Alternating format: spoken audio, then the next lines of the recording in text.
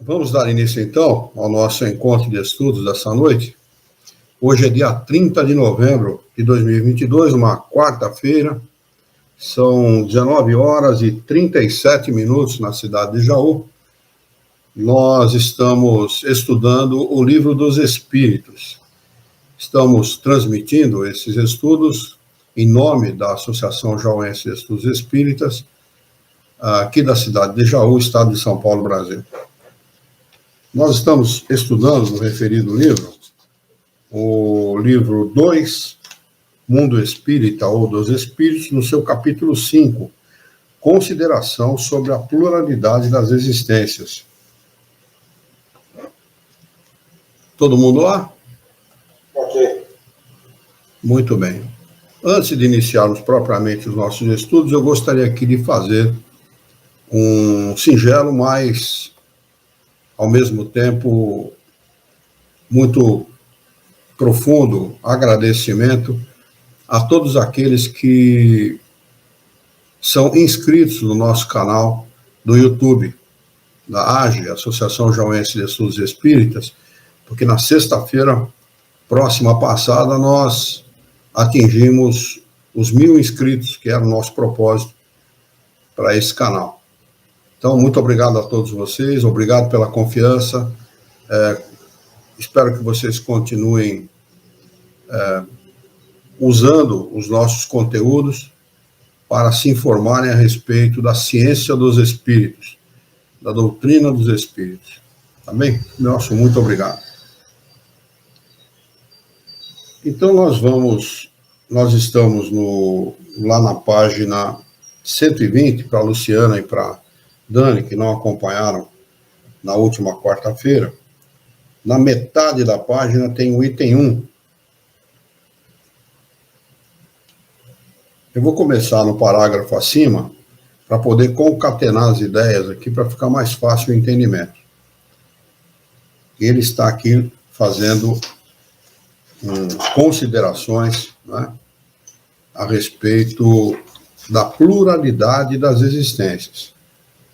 A realidade é um arrazoado, é uma defesa sobre esse tema, né? Ele fala aqui de todas as maneiras, colocando a possibilidade ou não de haver a reencarnação. É muito interessante esse capítulo, ele usa um capítulo inteiro para fazer isso. E aqui na página 120 eu vou começar no primeiro parágrafo lá em cima, para a gente poder aqui ordenar as nossas ideias. Se não há reencarnação, não há mais do que uma existência corporal. Isso é evidente. Se nossa existência corporal é a única, a alma de cada criatura foi criada por ocasião do nascimento. A menos que admitamos a anterioridade da alma. Ou você admite a anterioridade da alma, ou não admite. Se admite, você tem forçosamente que admitir a reencarnação. Se não admite, a vida é única. Não existem duas possibilidades. Você é criado no momento de nascer e, junto com o seu corpo, morrem todas as possibilidades de progresso, de acúmulo de conhecimento ou de melhoria da sua própria condução moral, da sua vida moral. Não há meios de você se ressarcir com a sua própria consciência, com as suas dores, ou com aquilo que você tenha feito de forma equivocada ao longo da sua vida. O que está feito, e não tem como se recuperar aquilo. Mas, nesse caso, perguntaríamos o que era a alma antes do nascimento. E se o seu estado não constituiu uma existência sob qualquer forma, não há, pois, meio termo. Ou a alma existia ou não existia antes do corpo. Se ela existia, qual era a sua situação? Tinha ou não consciência de si mesma? Se não tinha, era mais ou menos como se não existisse. Se tinha, sua individualidade era progressiva ou estacionária? Era uma coisa, né? pedaço de massa do todo lá que ia ser colocado em algum corpo em um determinado momento para viver uma única vida. Se ela não tem a consciência de si mesma, é a mesma coisa que nada.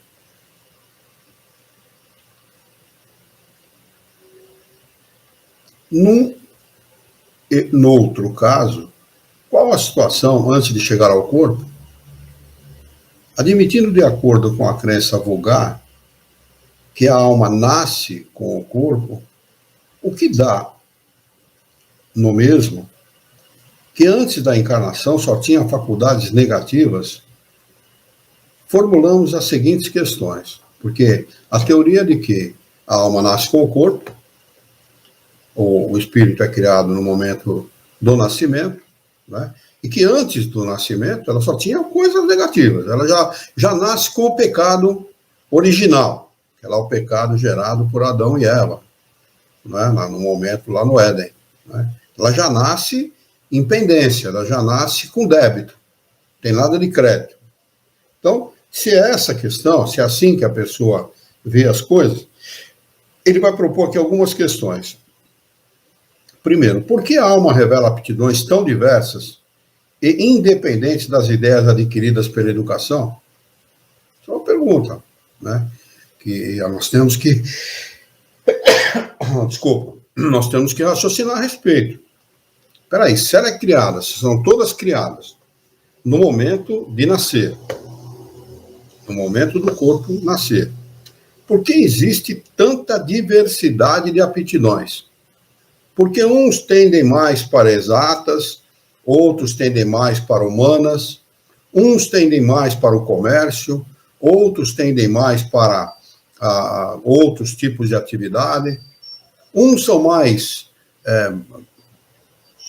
gostam do progresso, buscam o progresso, trabalham pelo progresso, e outros são passivos, o que está bom, o que está acontecendo tá ótimo, não querem sair daquele marasmo. Por que essa diversidade de aptidão? Então nós tínhamos que dizer, nós tínhamos que considerar Deus um sujeito injusto, no mínimo burro, porque se ele quisesse dar aos seus filhos, todos, a mesma oportunidade, todos que tinham que ser exatamente iguais, ter as mesmas aptidões, as mesmas condições, o mesmo volume de inteligência, para que todos pudessem ter a mesma chance numa única existência. Pelo menos esse é um raciocínio que eu faço, e eu acho que é muito pertinente a essa situação. O que me levou, inclusive, a me tornar espírita. Não é? Não há como se responder a todas essas questões admitindo unicamente uma existência. É preciso, é necessário, por uma questão de raciocínio, por uma questão de racionalidade, admitir mais que uma existência.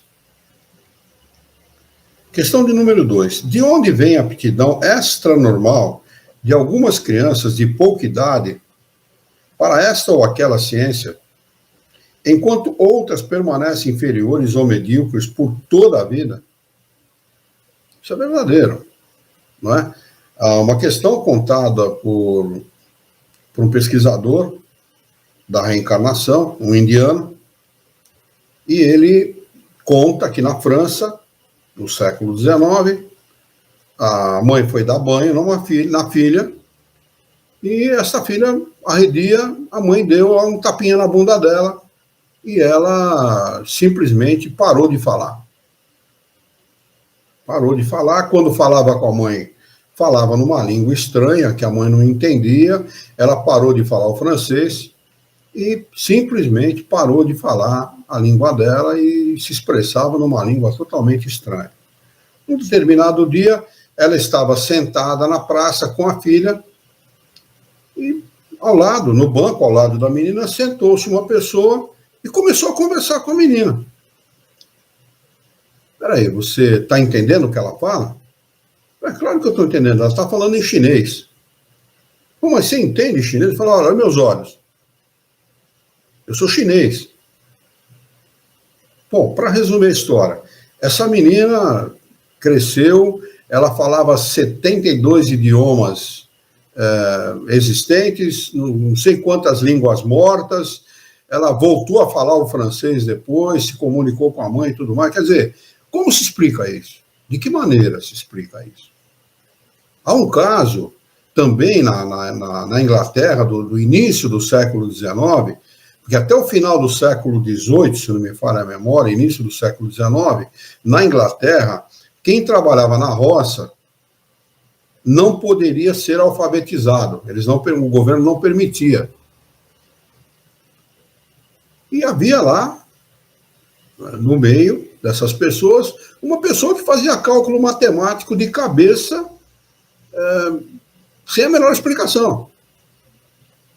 Dava-se a ele uma conta qualquer e ele falava: o resultado é tal, sem anotar nada, sem fazer a conta nem nada. O nome dele era Keras, K-E-R-A-S. Também estudado por este mesmo pesquisador.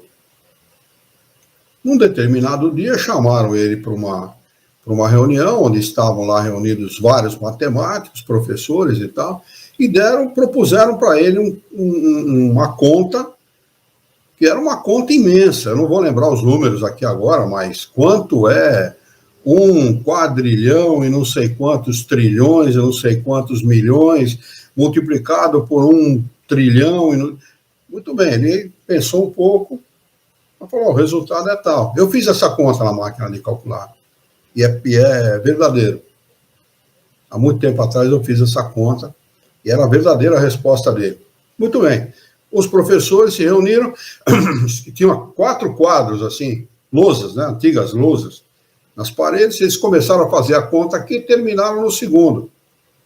E chegaram no resultado que ele tinha falado, que ele tinha dito.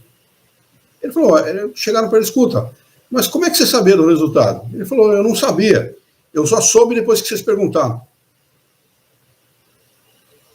Então, que explique esse tipo de coisa aqueles que não acreditam, que não concordam com a reencarnação. E aqui nós temos que ressaltar o seguinte: Jesus era reencarnacionista, porque todo judeu é reencarnacionista.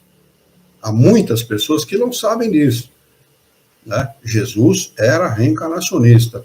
O povo judeu é reencarnacionista. Jesus era judeu. Ele fala muitas vezes sobre a reencarnação. Muitas vezes no seu evangelho consta, não é, o ensinamento da reencarnação aos seus seguidores. Terceira proposta de Kardec: de onde vêm para uns as ideias inatas ou intuitivas que não existem para outros? Esse é uma outra questão também, né? Essas ideias inatas, essas ideias que não se explicam, né? De onde vem? Pô, de onde você tirou isso? Não sei, eu só sei que eu sei, não é? Então, existem duas coisas no homem: existe a mente e o pensamento. A mente é esta massa encefálica de 1 quilo e poucas gramas, ou 900 e poucas gramas, não me lembro agora quanto pesa a nossa massa encefálica, né? As professoras, temos 2 professoras aí lá pelo YouTube, talvez elas possam nos dizer, né? Mas a mente é uma coisa, o pensamento é outra. O pensamento está fora do corpo. O pensamento não está no corpo. A mente ela é usada, o cérebro ele é usado como ferramenta do espírito. Então, as ideias inatas são do espírito e não do corpo. Os cientistas já sabem disso. Eles estão por descobrir aonde está o pensamento. Eles não sabem onde está. Eles só sabem que não está no cérebro. Não é? Por exemplo, há um caso de uma moça que na Inglaterra, se não me falha a memória agora, não sei se essa informação está exata, mas houve este caso, eu estou afirmando que houve este caso, nos Estados Unidos, desculpa, agora lembrei, nos Estados Unidos, de uma moça de 20 e poucos anos de idade que entrou em coma. E a irmã entrou em coma e chegou um determinado momento, os médicos falaram: não, desligar os aparelhos porque não tem mais o que fazer. Ela não volta, ela está em vida vegetativa e não retorna mais. Bom, desligaram todos os aparelhos e ela não morreu. Ela continuou em vida vegetativa. A irmã ia todo dia no hospital. Bom dia, fulana, como é que você está? Está bem? Está tudo bem com você? Olha, eu vim aqui dizer para você que teu filho fulano de tal fez isso, entrou na escola, está indo bem, o outro está mais assim, o outro está mais assado, a mamãe fez isso, o papai fez aquilo, aconteceu isso, enfim, relatava tudo o que acontecia ao longo do dia, relatava para a irmã. Isso foram, se eu não me engano, 6 anos, alguma coisa próxima a isso. A mente desta senhora não funcionava. O cérebro não funcionava. Ela estava em vida vegetativa. Alguém que tem algum conhecimento mínimo do significado de vida vegetativa, se não dá um Google, vocês vão saber exatamente o que é vida vegetativa. Né? Simplesmente não há manifestações no corpo. O corpo não se manifesta. Determinado dia, essa senhora entrou na sala, no hospital, e falou, bom dia, fulano.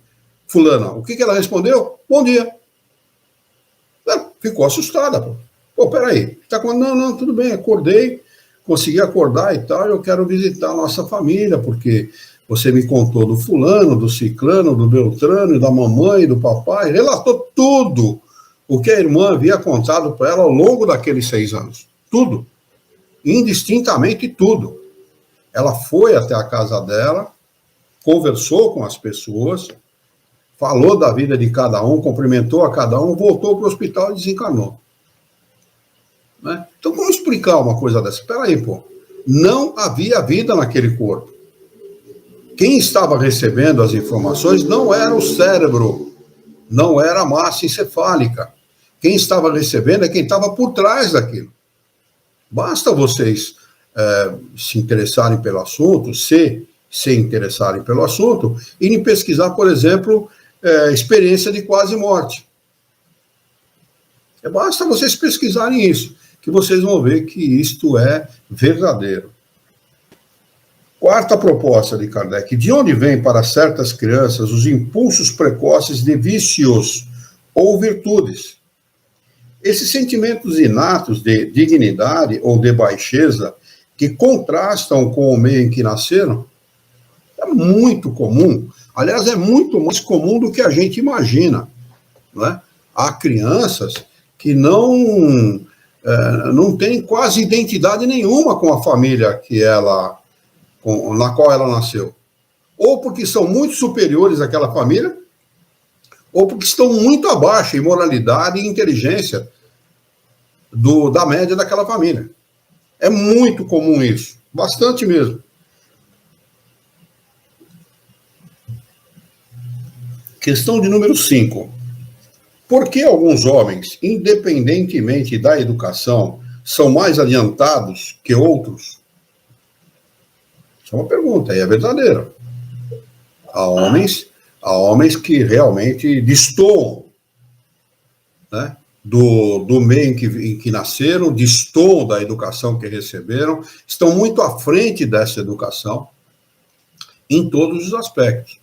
Eu, em 1970 e alguma coisa, 74 aproximadamente, 73, 74, nós fomos visitar um asilo na Vila Formosa, com o pessoal do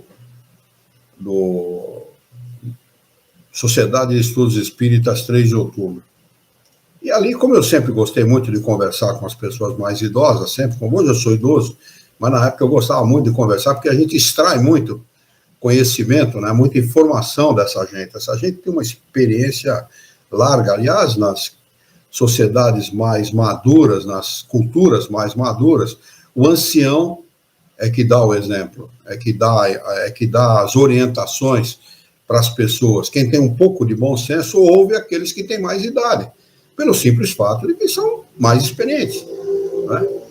Eu cheguei perto de um senhor, era um japonês, ele tinha quase 90 anos na época, e ele falou, conversou comigo e tal, ele falou, eu vim no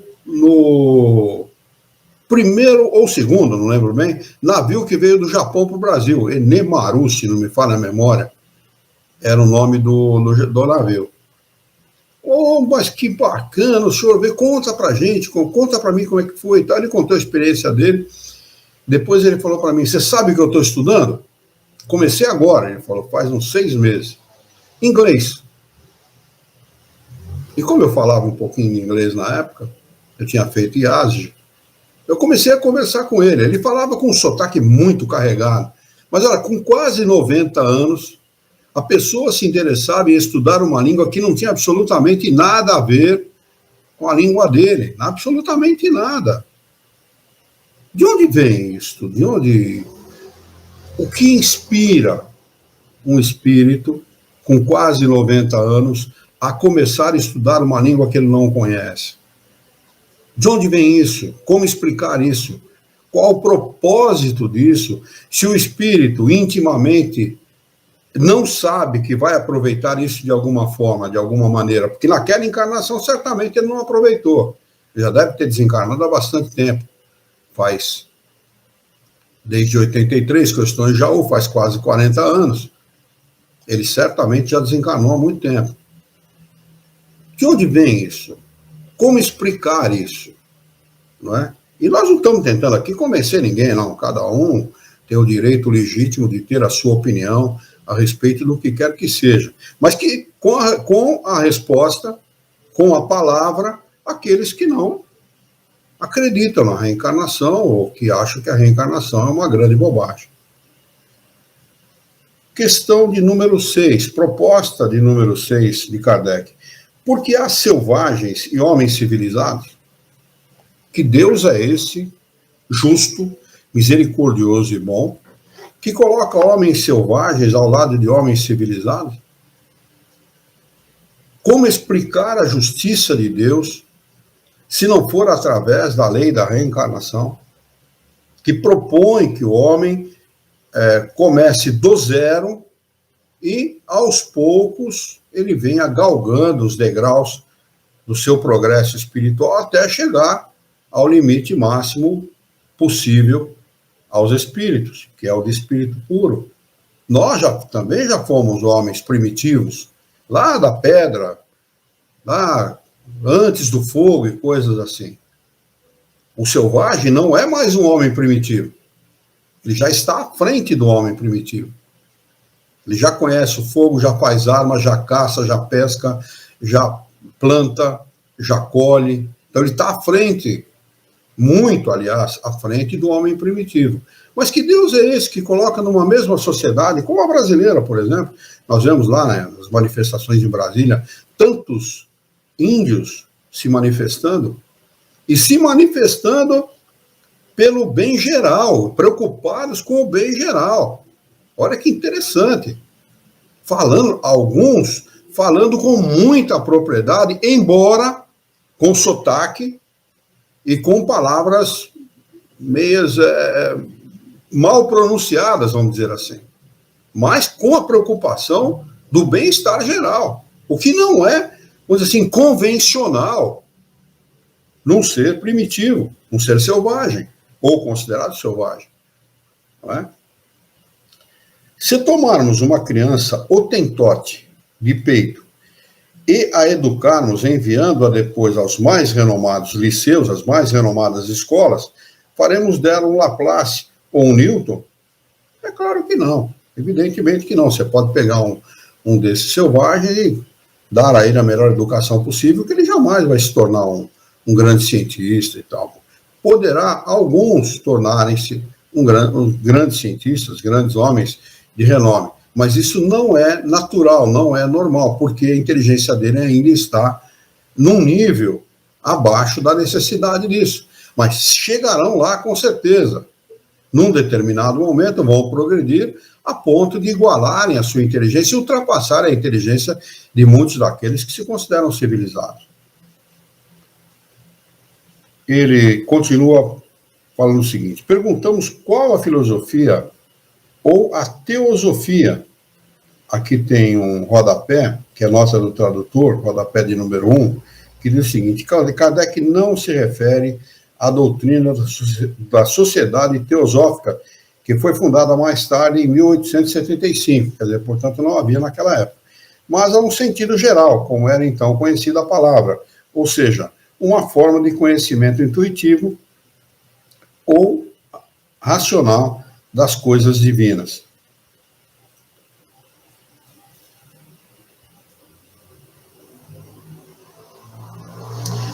Que pode resolver esses problemas? Ou as almas são iguais ao nascer, ou não são. Quanto a isso, não há dúvida. Se são iguais, por que essas tamanhas diferenças de aptidões? Dirão que depende do organismo. Mas, nesse caso, teríamos a doutrina mais monstruosa e mais imoral. Monstruosa, realmente, porque Deus é esse que dá a uns gratuitamente um corpo que lhe favorece em detrimento de outros que não tem nada. Progresso nenhum, inteligência quase que nenhuma. Peraí, ou Deus é justo, misericordioso e bom, ou não é. Não tem meio termo. E se ele perder um de seus atributos, ele deixa de ser Deus. Simplesmente isso. O homem não seria mais do que uma máquina, um joguete da matéria. Não teria a responsabilidade dos seus atos. Tudo poderia atribuir às suas imperfeições físicas. Se as almas são desiguais, foi Deus que as criou assim. Então, por que essa superioridade inata conferida a alguns? Essa parcialidade estaria conforme a justiça e o amor que dedica por igual a todas as criaturas? É claro que não. Não tem justiça nenhuma nisso. Bondade nenhuma nisso. Pelo contrário. Não é? Parcialidade. E Deus não é parcial. Ele é um Pai justo e bom, misericordioso, dá a todas as criaturas todas as oportunidades. É que nós sempre consideramos as coisas do ponto de vista de uma única encarnação, ou desta vida. A pessoa quer se dar bem nesta vida. Ele não considera as outras possibilidades, as outras oportunidades que virão ao longo dos séculos. Ele considera apenas esta oportunidade. Eu quero me dar bem agora, não depois. Admitamos, ao contrário, uma sucessão de existências anteriores e progressivas, e tudo se explicará. Viveu anteriormente, progrediu, e quando numa determinada encarnação ele expõe algumas virtudes, é porque já estão adquiridas. Nada é de graça, nada vem de graça, nada se adquire de graça. Tudo é fruto do trabalho. A Daniele respondeu que até 1,5 kg, 1.200 gramas, respondeu a Lu, e a Daniele 1,5 kg. Então, depois tem gente que é cabeçuda e outras não, né? Muito bem. Esse é o volume do cérebro, né? Só para o pessoal entender, porque nós falamos disso lá atrás, agora o pessoal que vai ver o filme pode não entender, mas nós perguntamos para as duas professoras que estão conosco quanto pesa o cérebro humano. Uma falou 1.200 gramas, 1.200 gramas, e a outra 1.500 gramas. E eu fiz uma brincadeira em cima disso. Os homens trazem ao nascer a intuição do que já haviam adquirido. Pura e simplesmente isso. Eles sabem. Não sabem como sabem, mas sabem. Porque isso é fruto do seu trabalho anterior, daquilo que ele fez anteriormente, do que ele adquiriu anteriormente. Então, não tem novidade nenhuma, nem injustiça nenhuma. Não é? Ele não é mais do que ninguém, até porque todos terão as mesmas possibilidades. É só uma questão de empenho de cada um. Não é? O Alexandre sumiu aqui da minha tela. Não, eu apertei aqui no botão. Tá legal. Esses botãozinhos que ficam atrapalhando, né, Alexandre? São mais ou menos adiantados segundo o número de existências, porque passaram, ou conforme estejam mais ou menos distanciados do ponto de partida. precisamente como uma reunião de pessoas de todas as idades. Cada uma terá um desenvolvimento de acordo com o número de anos vividos. Para a vida da alma, as existências sucessivas serão os que os anos são para a vida do corpo. Exatamente a mesma coisa. Um homem com mais idade é mais maduro. Ele já viveu as diversas experiências, ele é mais maduro. Para uma criança, essa maturidade ainda vai chegar e vai demorar alguns anos. A mesma coisa para os espíritos. O espírito ele reencarna com determinadas qualidades porque ele já vivenciou isso, ao passo que outros ainda terão que buscar essa condição. Para a vida da alma, as existências sucessivas serão o que os anos são para a vida do corpo. Reunir um dia 1000 indivíduos, de 1 até 80 anos, supõe que um véu tenha sido lançado sobre todos os dias anteriores e que, na vossa ignorância, julgais todos eles nascidos no mesmo dia. Pega lá, indivíduos de 1 a 80 anos, lá o velho que já viveu um monte, já comercializou, já industrializou, já foi à escola, já fez faculdade, já fez um monte de coisa, coloca um véu sobre todos eles, né? E todo mundo nasceu no mesmo dia. Como este velho, nascido naquele dia, igual a criança de 1 ano, vai se comportar em relação à criança de 1 ano da mesma maneira? Evidentemente que não. Ele é mais maduro, naturalmente mais maduro, porque ele já adquiriu experiência. Ele sabe como se comportar melhor para tirar mais proveito das coisas. Ao passo que aqueles que ainda não adquiriram a mesma experiência são mais ingênuos, mais imaturos. Não é? Isso traz ansiedade, isso traz desequilíbrio emocional, desequilíbrio físico, porque as emoções atingem frontalmente o físico, né? Traz uma série de dissabores. Ao passo que aquele que tem mais experiência, ele tem naturalmente a capacidade de vivenciar os problemas com a calma necessária. E é assim que as coisas precisam ser vividas. Mas aqueles que não adquiriram isso, irão adquirir com certeza. Né?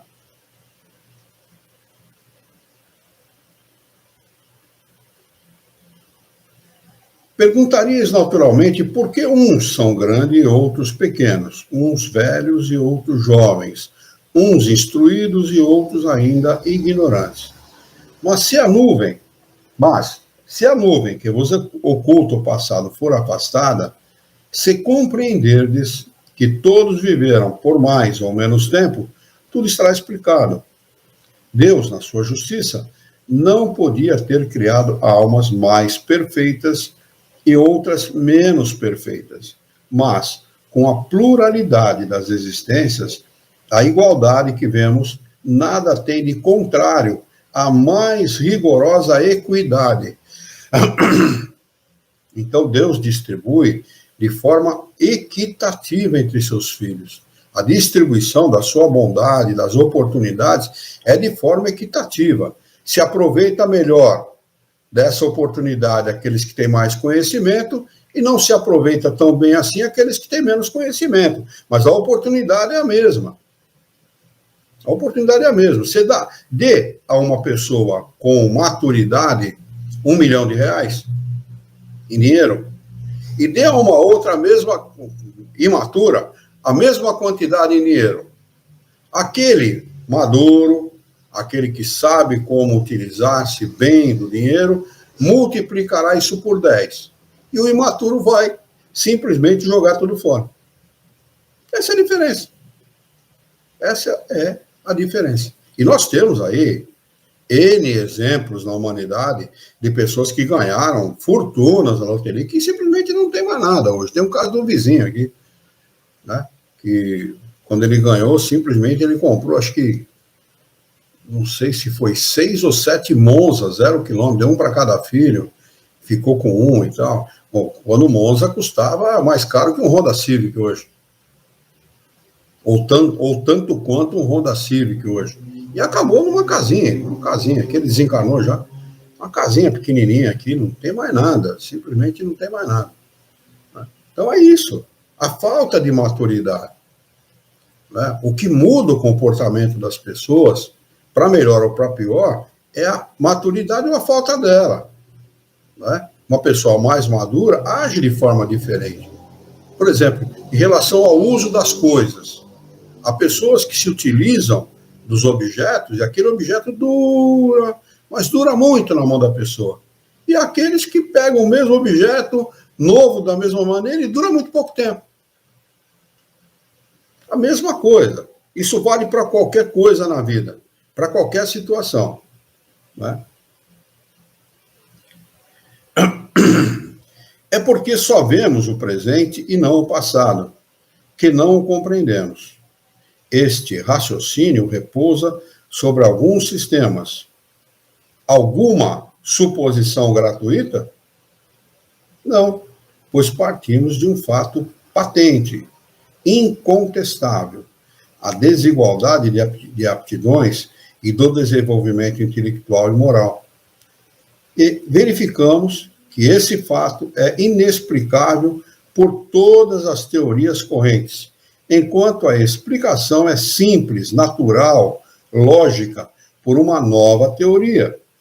Seria racional preferirmos aquela que nada explica à outra que tudo explica? No tocante à sexta pergunta, dirão sem dúvida que o Hottentote é uma raça inferior. Então perguntaremos se o Hottentote é ou não humano. Se é humano, por que teria Deus, a ele e a toda a sua raça, deserdado dos privilégios concedidos à raça caucásica? Se ou não é, por que procurar fazê-lo cristão? A doutrina espírita é a mais ampla é mais ampla que tudo isso. Para ela, não há muitas espécies de homens, mas apenas homens, seres humanos cujos espíritos são mais ou menos atrasados, mas sempre suscetíveis de progredir, sempre suscetíveis de progredir, independentemente da sua situação atual. Independentemente da crueldade que ele carrega em si, da corrupção que ele carrega em si, de todos os males que ele carrega em si. Isso é só momentâneo. Porque numa encarnação seguinte, ou duas, ou três, ele vai mudar o comportamento. Porque é isso que está, é para isso que o homem foi criado, para o bem e não para o mal. Para ser feliz e não para a infelicidade.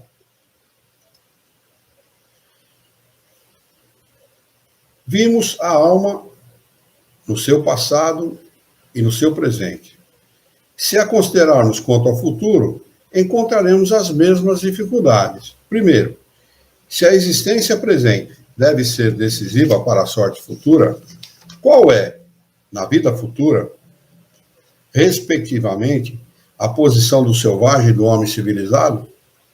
Estarão no mesmo nível ou estarão distanciados no tocante à felicidade eterna? Não poderão estar no mesmo nível. Não dá para dizer que esses espíritos estarão no mesmo nível. Uns têm uma maneira de agir, outros têm outra. Uns fazem coisas que são consideradas não civilizadas, e outros são civilizados. Então não há como ser igual. Fala, mas ele vai ser salvo. Salvo do quê? Salvo de quem? Salvo como? Jesus falou em salvação? Não. Jesus falou que o homem, para ele, depois que ele os curava, falava, vá e não peques mais, para não suceda pior. Então, não há salvação. Salvação é uma falácia criada por pessoas interessadas em enganar. O que existe é progresso. O homem progride, ele adquire conhecimento, avoluma esse conhecimento e progride. Independentemente se isso demorar uma encarnação, 2, 10, 20, 1000 encarnações, não importa. Mas esse é o processo para todos, e não para um só. Independentemente se acreditar nisso ou não, não importa. Não é? O que interessa é que isto é assim. Daniele e Luciana, por favor, me digam como está aí o YouTube, por favor, porque na semana passada nós perdemos 30 minutos de estudo por causa de inconsistência aí no YouTube. Se tiver tudo ok, só escreva ok para mim, por favor. O homem que trabalhou, segunda proposta, o homem que trabalhou toda a vida para melhorar-se, estará no mesmo plano daquele que permanece inferior? A Lu está dizendo que está ok. Não por sua culpa, mas porque não teve tempo nem a possibilidade de melhorar? Injusto, né? Evidentemente, o cara trabalha uma vida toda, ele é obrigado a se esfolar, a se matar, para prover as necessidades da família, né? E progride menos que o outro, evidentemente, que só estudou, que teve uma vida boa, uma vida com todas as oportunidades, evidentemente. Como é que ele vai estar na mesma situação que o outro? Não tem como. Terceiro, o homem que praticou o mal por não ter podido esclarecer-se é culpado por um estado de coisas que dele nada dependeu?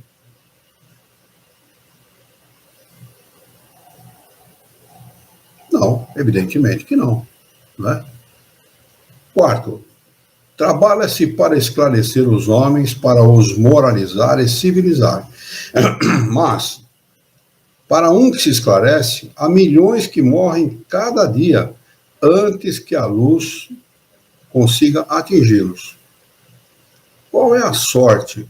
O que vai acontecer com esses homens? Serão tratados como réprobos, como condenados? Caso contrário, o que fizeram eles para merecer estar no mesmo plano que os outros? Não há equidade nessa maneira de pensar. Não há bondade, não há equilíbrio, não há justiça. Não é? Se você não tem oportunidade numa encarnação, você vai ter em outra, com certeza absoluta. Não é? Então, esta é a equidade. Por isso que nós temos que ter muitas encarnações, que é para poder nos utilizarmos de todas as oportunidades. Utilizar bem ou mal é questão de cada um. Cada um decide o seu caminho. Mas que a oportunidade virá, com certeza virá.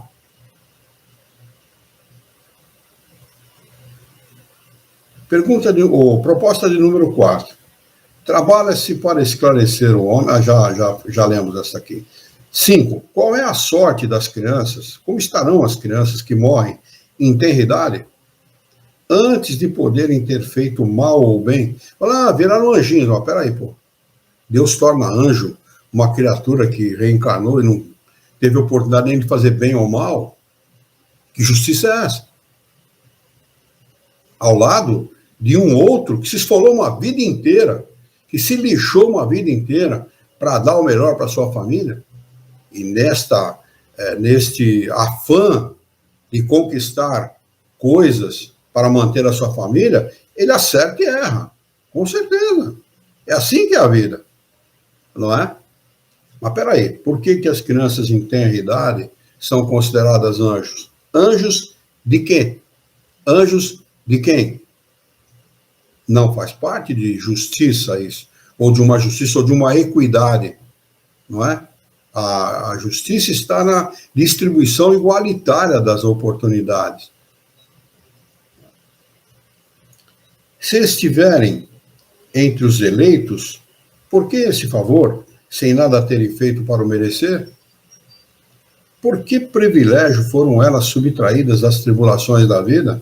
Isso é uma pergunta pertinente.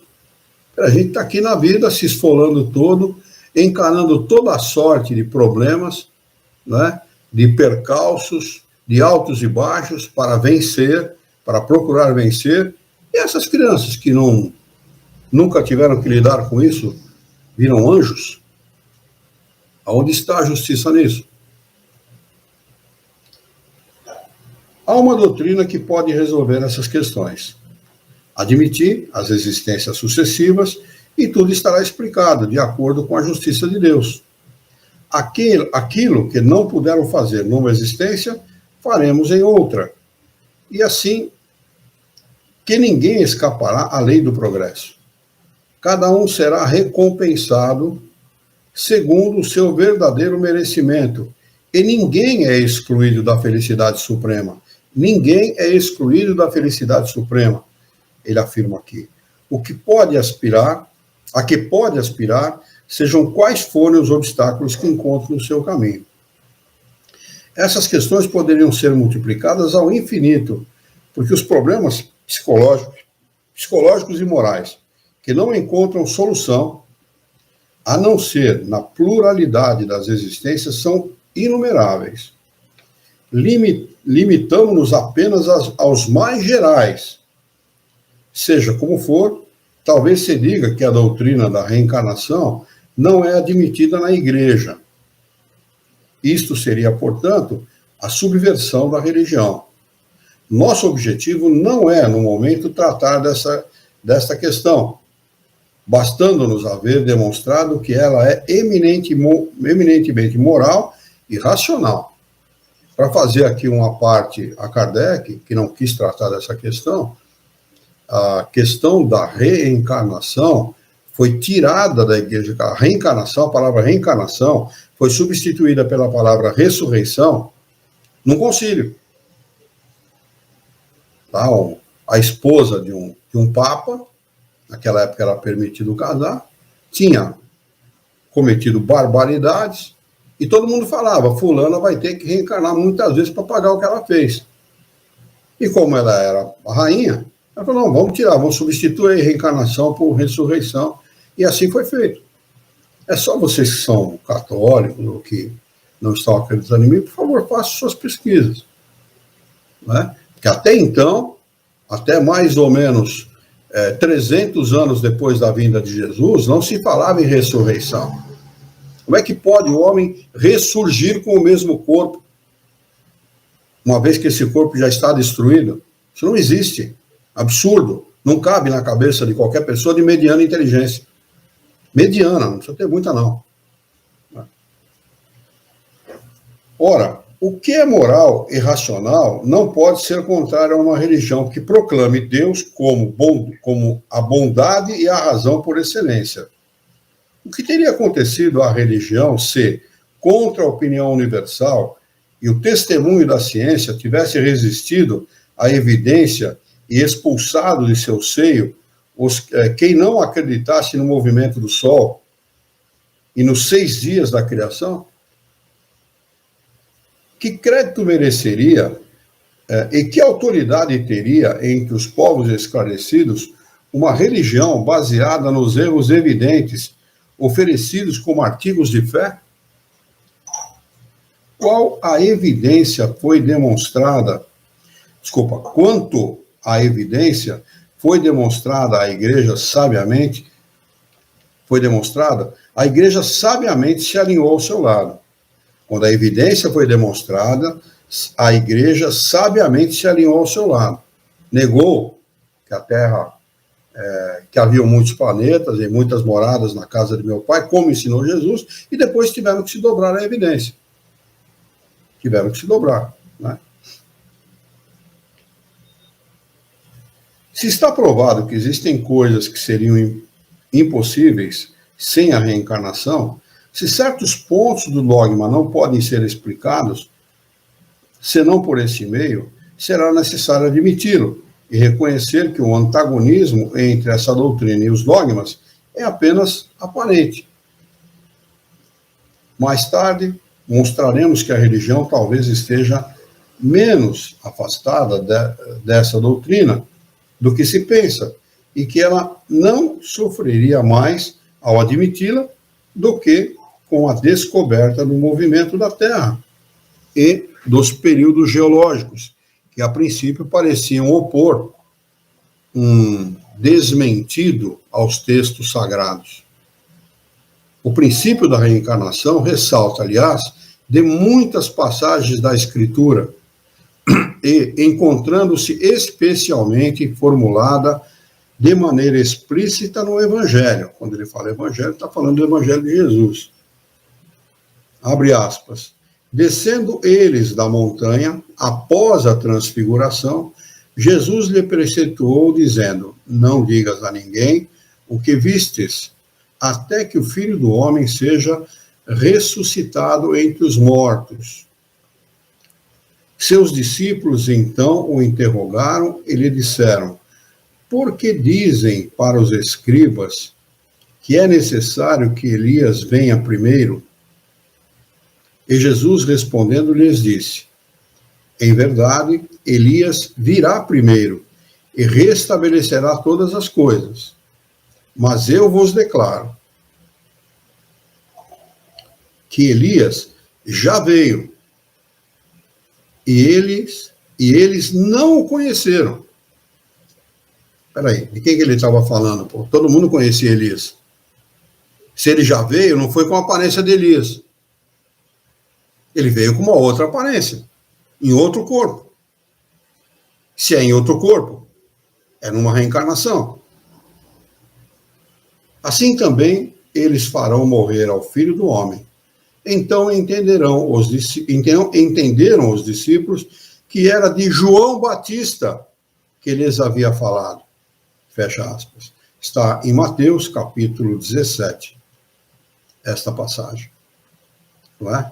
A palavra ressurreição aqui está muito mal colocada. Aliás, a Igreja Católica cometeu um crime, não é? Traduzindo a Bíblia do grego para o latim. Um crime. Porque a tradução correta deveria ter partido do aramaico, que era a língua coloquial, para o latim. Quando eles criaram a Septuaginta, que foi o grupo encarregado desta tradução, alguém chegou para o Papa da época e disse: olha, nós estamos cometendo um erro. Ele disse: faça-se. Eu não estou nem aí se estão cometendo um erro ou não. Faz e acabou. Né? Então, a Bíblia foi pessimamente mal traduzida, com muitos erros. Muitos erros. Traduzir do aramaico para o grego já é um absurdo. Já é um absurdo, em termos linguísticos. Então, você já traduz muito erradamente do aramaico para o grego. Aí você já pega o que está errado e traduz para o latim. Alguém que queira conhecer verdadeiramente uma boa tradução, compre o livro Analisando as Traduções Bíblicas. Analisando as Traduções Bíblicas. Um excelente livro que explica muita coisa e dá uma boa base para que as pessoas possam compreender.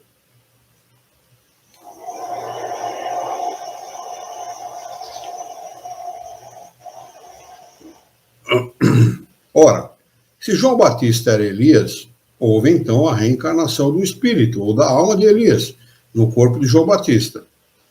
Seja qual for, de resto, a opinião que se tenha sobre a reencarnação, quer a aceitem ou não, ninguém a ela escapará por causa da crença em contrário. O ponto essencial é que se apoia na imortalidade da alma, e Jesus se bate constante. Aliás, foi o escopo do trabalho de Jesus foi levar essa verdade às pessoas. A verdade é que uma boa parte das pessoas desconhecem hoje em dia ou não creem a respeito da imortalidade da alma. Nas penas e recompensas futuras, no livre-arbítrio do homem, na moral do Cristo e, portanto, não é antirreligioso. Raciocinamos, como dissemos, fazendo abstração de todo o ensinamento espírita, que para certas pessoas não tem autoridade. Se, como tantos outros, adotamos a opinião referente à pluralidade das existências, não é somente porque ela veio dos espíritos, mas porque nos parece o mais lógico e o único que resolve as questões até então insolúveis. Que ela nos viesse de um simples mortal e a adotaríamos da mesma maneira, não hesitando em renunciar às as nossas próprias ideias. Do mesmo modo, não teríamos repelido, embora viessem dos espíritos, se nos parecesse contrária à razão, como repelimos tantas outras. Porque sabemos, por experiência, que não se deve aceitar de olhos fechados tudo o que vem dos espíritos, como aquilo que vem da parte dos homens. Primeiro título aos nossos olhos é, antes de tudo, o de ser lógica, mas ainda tem outro, que é o de ser conformada pelos fatos positivos e, por assim dizer, materiais, que um estudo atento e raciocinado pode revelar, e a quem se der o trabalho de observá-lo com paciência e perseverança, e diante dos quais a dúvida não é mais possível. Quanto esses fatos se popularizarem como os da formação e do movimento da Terra, será necessário reconhecer a evidência, e os seus opositores terão gasto em vão os argumentos contrários. Reconheçamos, em resumo, que a doutrina da pluralidade das existências é a única a explicar aquilo que sem ela é inexplicável, que é eminentemente consoladora e conforme a justiça mais rigorosa, sendo para o homem a tábua de salvação que Deus lhe concedeu na sua misericórdia. As próprias palavras de Jesus não podem deixar dúvida a respeito. Eis o que se lê no Evangelho de São João, capítulo 3. Abre aspas. Jesus, respondendo a Nicodemos, disse: em verdade te digo, que se um homem não nascer de novo, não pode ver o reino de Deus. Nicodemos lhe disse: como pode um homem nascer quando está velho? Pode ele entrar de novo no ventre de sua mãe e nascer uma segunda vez? Jesus respondeu: em verdade te digo, que se um homem não nascer da água e do Espírito, não pode entrar no reino de Deus. Aqui eu tenho que fazer um parênteses. Foi traduzido errado esse trecho do Evangelho de Jesus. Não é nascer da água, porque a igreja batiza com a água. Jesus nunca batizou. Então não é nascer da água. Nascer da água é renascer pelo batismo. E aqui está uma tradução tendenciosa da igreja. É nascer nas águas. Que todo mundo nasce nas águas, no líquido amniótico, e não das águas. Então, faço uma correção aí nessa tradução, e lá no livro que eu citei, o Severino Celestino da Silva, analisando as traduções bíblicas, tem essa explicação e algumas outras, que vão esclarecer a respeito de muitos textos. Então, não é nascer da água, do batismo e do Espírito. Nascer nas águas, ou seja, o corpo físico nascendo no líquido amniótico. E do Espírito, que é a composição entre Espírito e corpo, que vai resultar numa nova reencarnação. Não pode entrar no reino de Deus. O que é nascido da carne é carne, e o que é nascido do Espírito é Espírito. Não te maravilhes de eu te haver dito, necessário vos é nascer de novo. Ele reforça a questão da reencarnação. Ver a seguir o artigo Reencarnação da Carne, item 1010. E aqui tem o rodapé, nota do tradutor, que diz o seguinte: a reencarnação está hoje provada através dos casos de lembrança de vidas anteriores em crianças e pesquisas hipnóticas de regressão da memória e avisos mediúnicos de nascimento com sinais e condições posteriores verificados, embora a ciência oficial ainda relutem em aceitar essas provas. A ciência espírita as considera válida e espera, para breve, a sua aceitação oficial. Vamos marcar aqui o capítulo 6º, Vida Espírita, para nós retomarmos na próxima quarta-feira. Vamos fazer a nossa prece de encerramento? Vamos lá. Vamos então elevar o nosso pensamento, mentalizar a figura excelsa e amiga de Jesus, o nosso mestre, modelo e guia da humanidade, e juntos com Jesus vamos nos dirigir ao Criador, ao Senhor da vida, fonte inesgotável de paz, de amor, de bondade, de misericórdia e justiça, para agradecê-lo muito pela oportunidade de aqui estarmos reunidos em seu nome, para estudarmos as questões propostas pelo Livro dos Espíritos dessa noite. Queira o vosso amor, a vossa bondade, a vossa misericórdia, que tenhamos bom ânimo, coragem, determinação, ideias renovadas, alegria de viver e muito entusiasmo, para que nós possamos trabalhar, sermos úteis à sociedade em que vivemos e, desta forma, dignificar a vida. Dá-nos ainda, Senhor, a força e a coragem para orientarmos a própria existência por um profundo e sincero respeito pelo nosso próximo. Em teu nome, em nome de Jesus, em nome dos bons espíritos, em nome do nosso diretor espiritual e de sua equipe, nós declaramos encerrado o nosso encontro de estudos dessa noite. E que assim seja.